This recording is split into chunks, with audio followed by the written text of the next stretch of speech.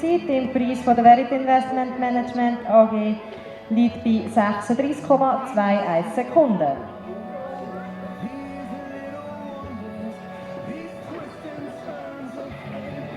Gestartet ist die Startnummer 19, Melanie Mendli aus Winkel, auf dem Harley Z.